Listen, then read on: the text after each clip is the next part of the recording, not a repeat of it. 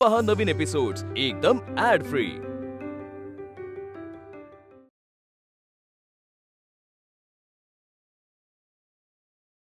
मानव जातीचा मुख्य उद्देश हाच आहे की प्रत्येक माणूस एक चांगलं जीवन जगण्यायोग्य बनावा आणि त्यासाठी त्याला सदैव प्रोत्साहन दिले पाहिजे।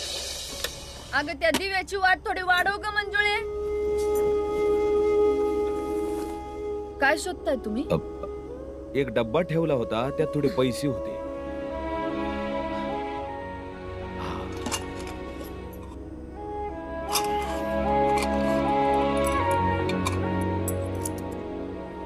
हे आनंद बाळानं भीमाच्या शाळेची फी उद्या भीमाकडे दे, तो उद्या शाळेत जाऊन जमा करेल।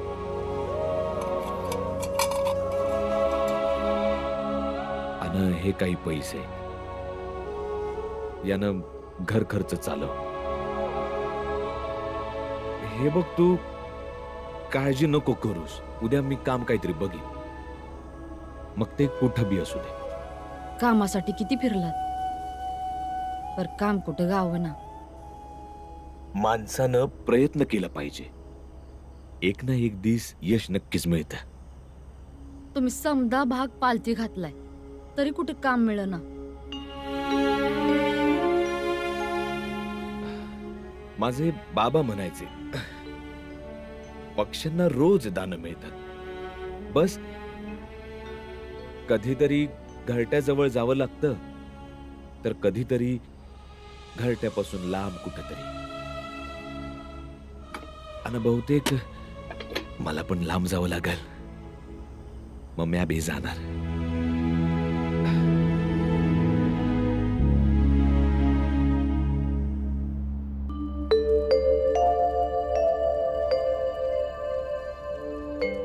सगळ्यांनी न्याहारी करायला या।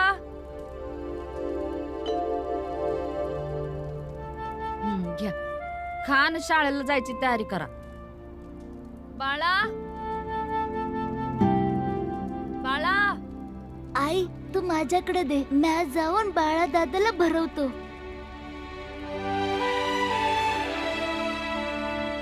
भरव तुझ्या दादाला, माझ्यावरचा राग गेला नाही बहुतेक। चल दादा। तू जा, म्याने बाळा दादाला समजवायला येणार, तो मला सारखं वरडत असतो।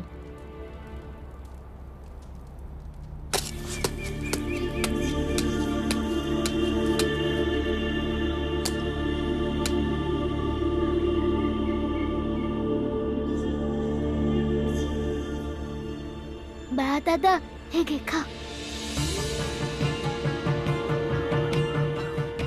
मला भूक नाहीये। बाळा दादा राग नाही गेला?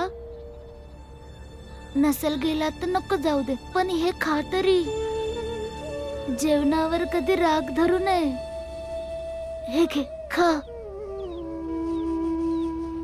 सांगितलं ना मला भूक नाहीये, तू जा इथून।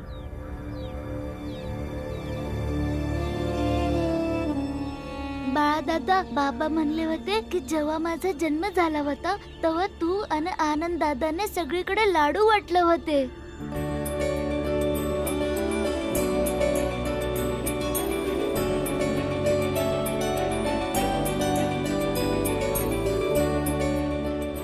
ते यासाठी का जेव्हा मी मोठा होईन तेव्हा तुम्ही माझ्यावर वरडावं?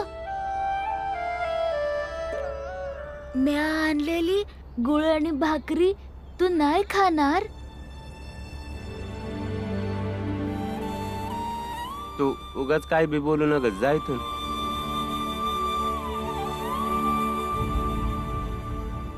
बाळा दादा घे, खा। खा ना दादा।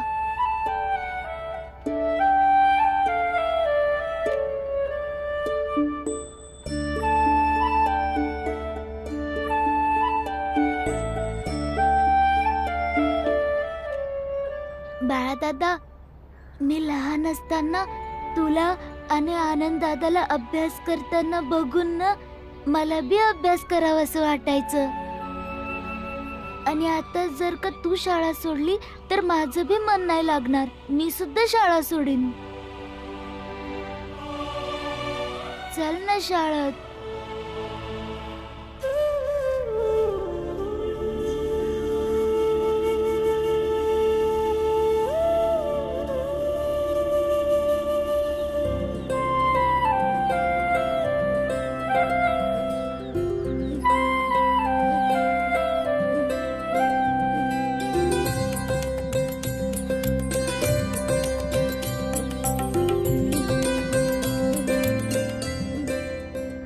बाळा दादा लवकर लवकर चल ना, नाहीतर शाळेला उशीर व्हायचा. आनंद दादा जसं चालतोय तसं चालू देत की. शाळेला येतोय हेच खूप झालं. चल बाळा दादा.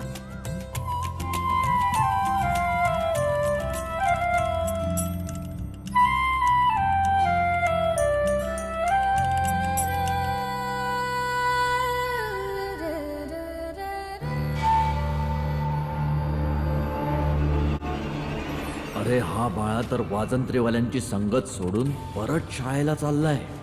हा शाळेत जाऊ लागला तर माझा हेतू साध्य होणार नाही. आता मलाच काहीतरी करावं लागेल.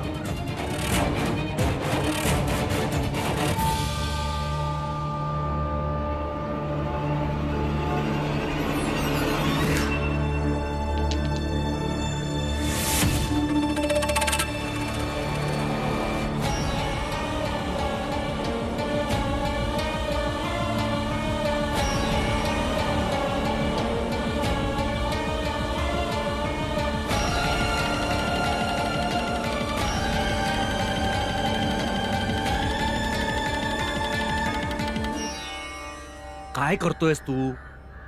तुला तर शिक्षण आवडत नाही ना, मग जबरदस्ती शाळेत का जातोयस? बाबांनी लय मारलं. त्यांना वाटतं की आम्ही तिन्ही भावांनी शिकून लय मोठा माणूस व्हावं.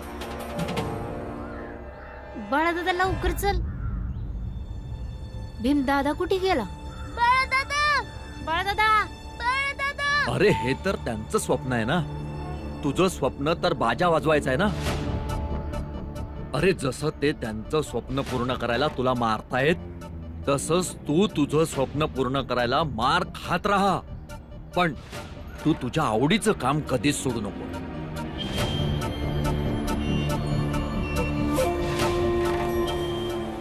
जास्तच त्रास दिला तर चौकीत जाऊन तक्रार कर. बाबा स्वतःच सुभेदार होते. ते कोणालाच नाही घाबरत. मग तू का घाबरतोस? तू पण त्यांचाच मुलगा आहेस ना, त्यांचंच रक्त आहेस ना. घाबरलास तर आयुष्यभर तेच करावं लागेल जे त्यांना हवंय, आणि लढलास तर तेच करशील जे तुला हवंय. तूच विचार कर.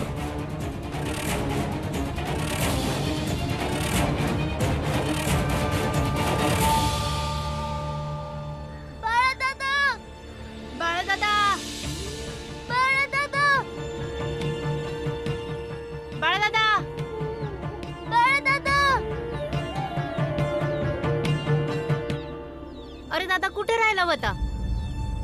मला जे करायचंय ना मी तेच करीन. हे बघ, ही पण तोडली, ही पण तोडली, आणि ही पण, आणि ही पण. त्या बाबांना नाव सांग. अरे जा, ज्याला सांगायचं त्याला सांग.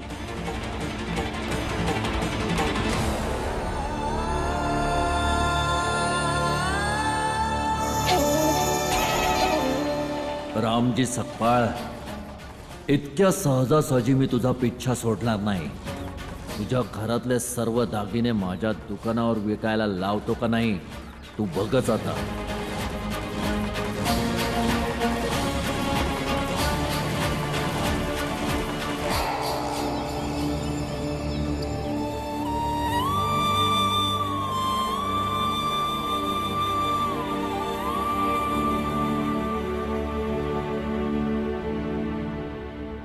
अरे कुठून पळून आलायस एवढा? बापाच्या भीतीने धावून आलास की काय? मी तुमच्या लोकांसोबत बाजा वाजवायला येणार आहे.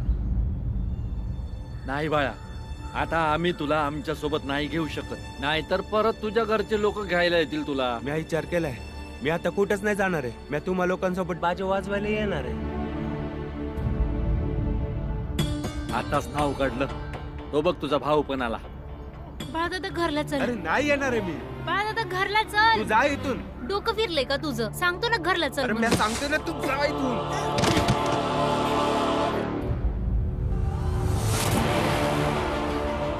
रगीत आनंद अरे जाऊ दे, सोड, निघून जाईल तो. तू चला आमच्या सोबत. मला ढकललंस वय. थांब तुला धावतोच. माझं डोकं फोडलं ना आता म्या तुझं डोकं. अरे, काय करतोय? बाळा एकटा नाही आहे, आम्ही समजे आहोत त्याच्या बरोबर. आणि ऐक, आम्ही असताना बाळाला कोणी हात नाही लावू शकत. त्याला भडकवताय वय. तो आधीच भडकवला गेलाय. चल निघ. पोरा तू चला आमच्या बरोबर चल. बाळदादा चुकलायस तू. लक्षात ठेव, भाऊ, बाबा, आई, ताई आणि आत्याच उपयोगी पडल. हे बनावट मित्र नाही. अरे चल, लय नाटक करतोय. असा कसा तुझा भाऊ? मार लागलाय, त्रास होतोय, रगीत येतय आणि म्हणताय की मी नाटक करतोय. आणि बाळदादा तू या लोकांचं कसं काय ऐकायला लागलास? पोरा तू चल ना, त्याचं काय चल रे. चल. घरी जाऊन आईकडनं लेप लावून घे. आणि माझ्या मागे मागे आल्यानं मी घरी नाही येणार आहे. चला.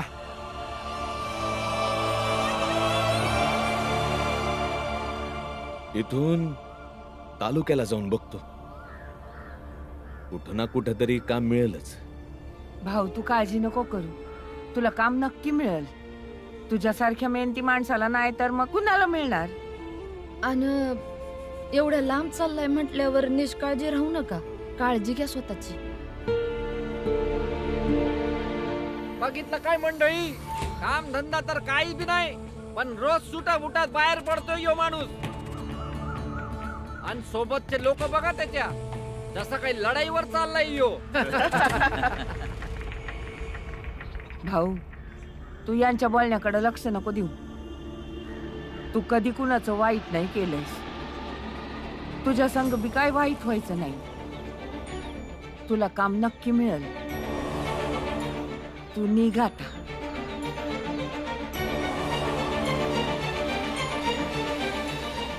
येतोय येतोय.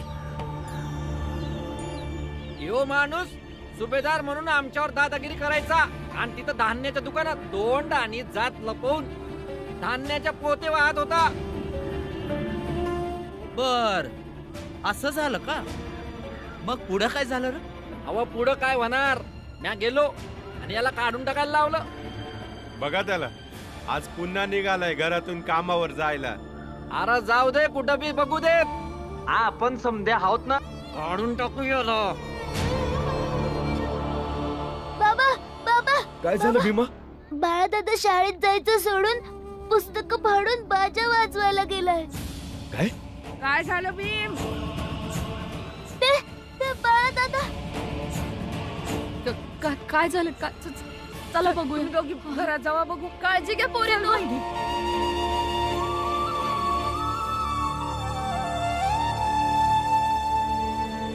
एकदम योग्य जागेवर गेलाय याचा मुलगा, बाजा वाजवायला. अरे आनंद, काय झालं? आणि बाळा कुठे? तो वाजंत्रीवाल्यांसोबत गेलाय. आणि हे काय झालं तुझ्या डोक्याला? हा, मी बाळदादाला घरला यायला सांगितलं तर त्यानं मला ढकलून दिलं. मी खाटावर पडलो आणि माझं डोकं फुटलं. मीरा, आनंदला घरी घेऊन जा. काही नाही. आणि बाळा हाय कुठं? तलावाच्या तिकडं जाताना बघितलं. चल. ये बाळा, मी औषध लावतो. चला.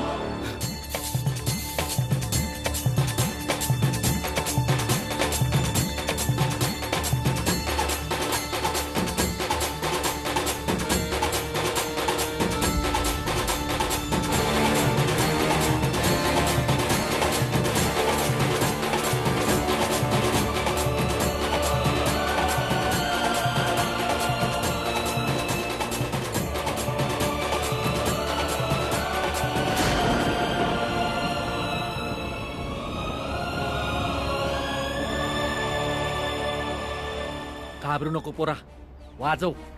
आणि लक्षात ठेव, घरला जाऊ नकोस आणि गेलास तर परत येऊ नको. वाजव तू, वाजव.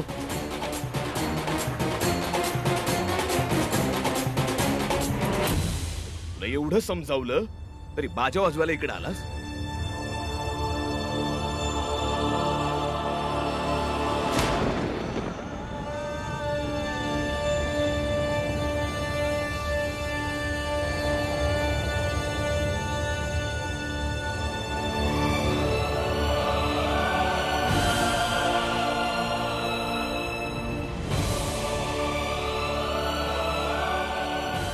बाबा जर तुम्ही मला मारलं ना, मी पोलीस कप्तान साहेबांना तुमचं नाव सांगेन. माझी तक्रार करणार तुझी एवढी हिंमत? जा जा जाऊन तक्रार कर. जा माझी तक्रार करणार तू.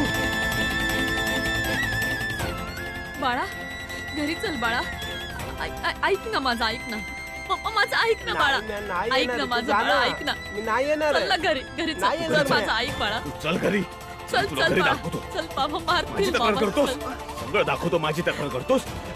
एवढी चरबी चढली कशी तुला? चल चल बाळा. दादा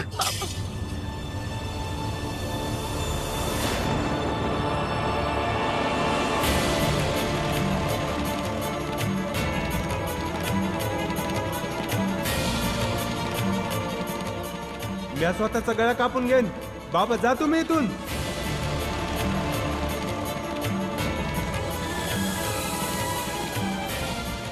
पुन्हा माझं वस्त्र राहिलं शिवलं, त्याचं काय? आता दुसरा वस्त्र कुठून आणू? तुला भरपाई द्यावीच लागल.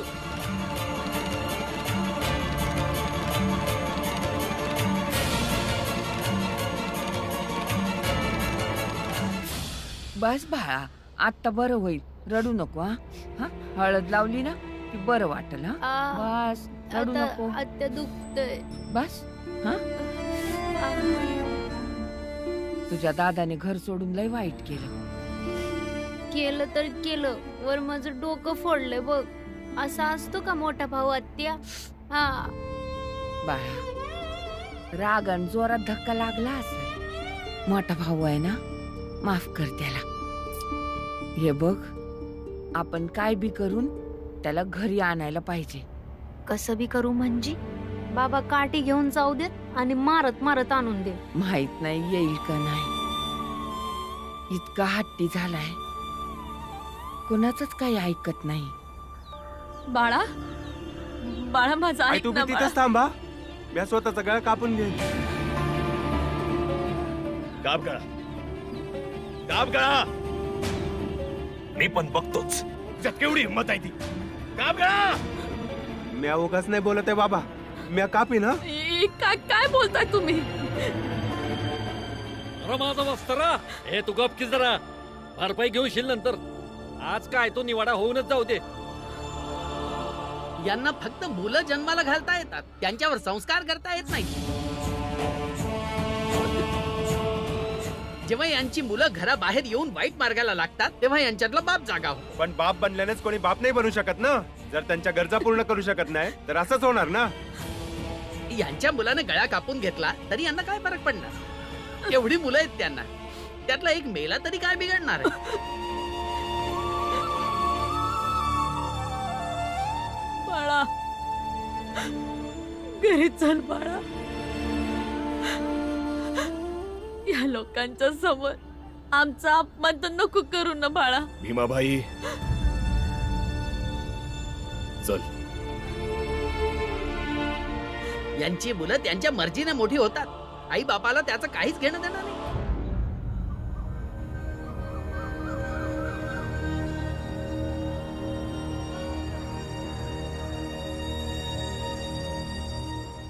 आम्ही आमची मर्जी नाही चालवत. आमचे आई बाबा आमची चांगली काळजी घेतात, आमचं पालन करतात. आम्हाला शाळा शिकवून मोठं माणूस बनवायचंय त्यांना. ऐकायला येतंय ना? त्यांना खूप काळजी आहे आमची, खूप.